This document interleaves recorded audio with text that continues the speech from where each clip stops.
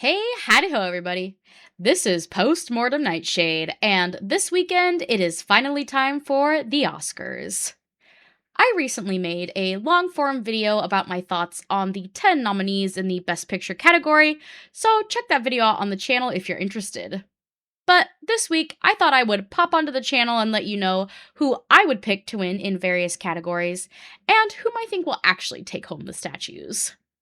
The categories I chose to discuss are kind of random, and honestly were just the categories that piqued my interest the most. So, this is not at all a comprehensive Oscars category guest list. Let me know in the comments, though, your guesses for who will win, and who you would vote for in each of the categories I talk about. I also would like to give a quick disclaimer. I am doing my best with these name pronunciations. I apologize so deeply if I mispronounce some of them. I'm trying my best, but yes, apologies in advance for that. But first up, we have Best Actor in a Leading Role, and the nominees for this category are Timothée Chalamet in Marty Supreme, Leonardo DiCaprio in One Battle After Another, Ethan Hawke in Blue Moon, Michael B. Jordan in Sinners, and Wagner Moura in The Secret Agent. I think this is a category with a lot of competition and a lot of heavy hitters. The actor that I would pick to win in this category is Michael B. Jordan for his work in Sinners, and while I think that he has gained a lot of momentum, especially with winning the actor awards, I still think that Timothée Chalamet is in the lead to take home the gold. I personally would vote for Michael B. Jordan over Timothée Chalamet because he played the role of two lead characters, and his performance was so nuanced for both twins that I at times couldn't believe it was just one actor playing both leads. In Timothée Chalamet's defense, though, he does disappear very well into his role as Marty Supreme, and the entire movie would not work if the lead actor wasn't as committed to the role as Timothée Chalamet seemed to be. I also wanted to mention before moving out of this category, I was quite surprised not to see Oscar Isaac nominated in the Best Actor category. I was so glad to see that Jacob Elordi was nominated in the Best Supporting category, but I honestly think it was a snub not to have Oscar Isaac also nominated for Frankenstein. His performance in the role of Victor Frankenstein was phenomenal, and I think honestly that Jacob Elordi's monster only worked so well because he was up against the great acting work of Oscar Isaac. But that's just my 2 cents. The next category is Best Actor in a Supporting Role, and our nominees are Benicio del Toro in One Battle After Another, Jacob Elordi in Frankenstein, Delroy Lindo in Sinners, Sean Penn in One Battle After Another, and Stellan Skarsgård in Sentimental Value. This year's Best Supporting Actor category also has some great performances in it, and I had a much harder time narrowing down who I would choose, but for me personally, I think Jacob Elordi would get my vote, simply because of the depth and richness his performance gave to Frankenstein's monster. And honestly, if Jacob Elordi had fumbled the ball at all, Frankenstein as a movie wouldn't be nearly as memorable as it is. He had a ton of screen time, and he made every second of it count. As far as who I think the Academy will choose, I think Sean Penn is going to take home the win. Over the whole awards season run, he took home a BAFTA and the Actors Award in the Best Supporting category, and I thought Sean Penn gave a great and terrifying performance in One Battle After Another, and so I think it's going to be a pretty clear shot to the statue for him. Following Best Supporting Actor, up next we have Best Actress in a Leading Role. Nominated in this category is Jessie Buckley for Hamnet, Rose Byrne for If I Had Legs I'd Kick You, Kate Hudson for Song Sung Blue, Renee Renziv for Sentimental Value, apologies if I mispronounced that, and Emma Stone for Begonia. Jessie Buckley has had a great award season run, taking home a BAFTA, a Golden Globes, a Critics' Choice Award, and the Actors Award for Best Actress. And as far as the Best Lead Actress race is concerned, my pick and who I think the Academy will pick are exactly the same. I think Jessie Buckley is going to be an easy win this year. She gave an unforgettable and emotionally gutting performance in Hamnet. Her face is still burned in my mind from various scenes in that movie, and I don't think I am likely to forget her performance anytime soon. And based on the race so far, I think that the Academy will keep that momentum going and send her home with the gold. The Best Supporting Actress category is up next, and the nominees are Elle Fanning in Sentimental Value, Inga Ibsdottir, Lilius in Sentimental Value, Amy Madigan in Weapons, Wunomi Mosaku in Sinners, and Teyana Taylor in One Battle After Another.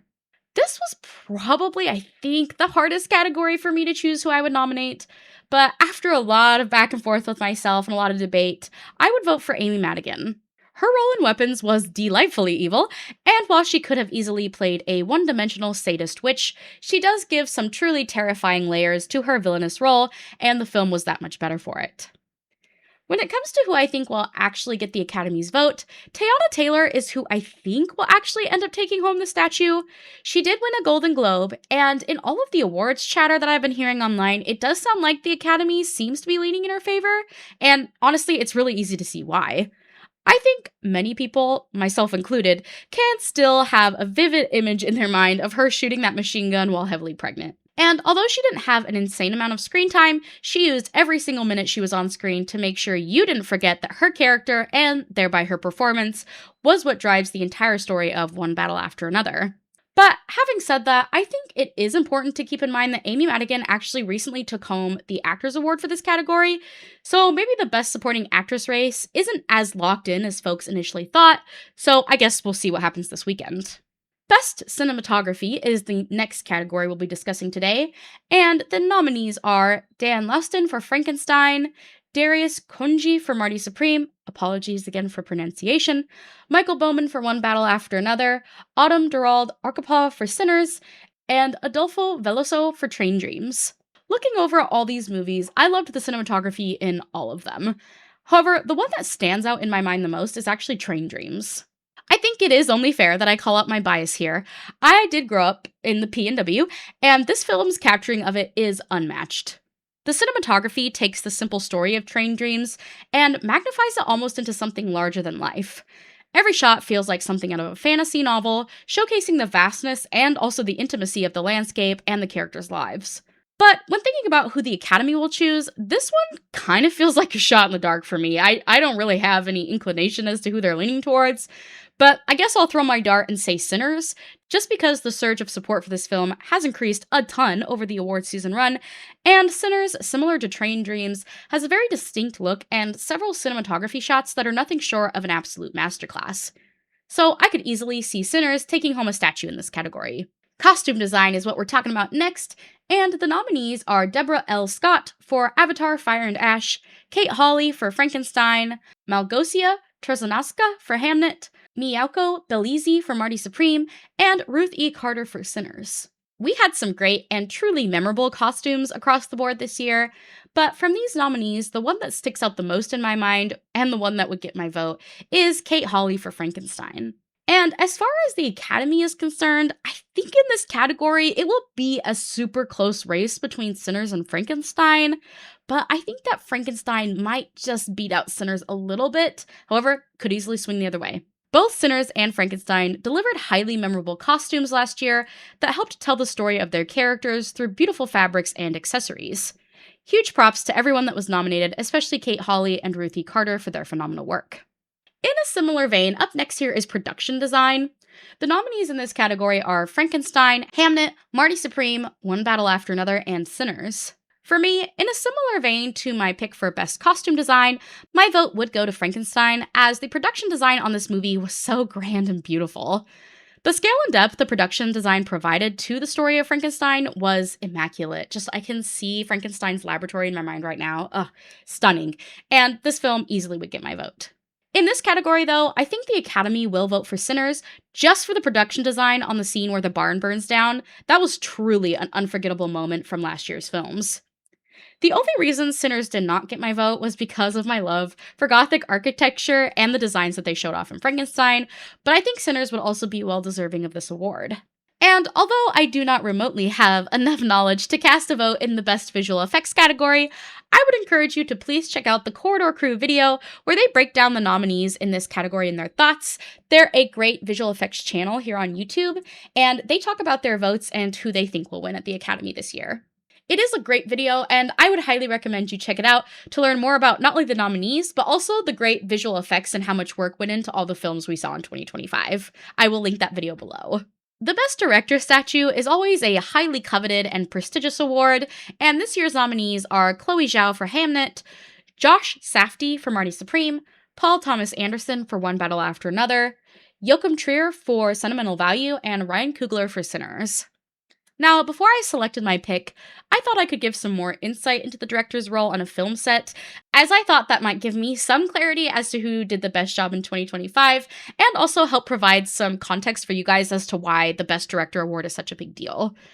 According to screenskills.com, quote, directors are the creative leads of the film. They hold the creative vision throughout the whole process, from pre-production through to the final edit, end quote. So, directors basically have a hand in managing every single aspect of a film, from lighting to casting to editing to guiding the actors and actresses through their performances. They have a hand in it all.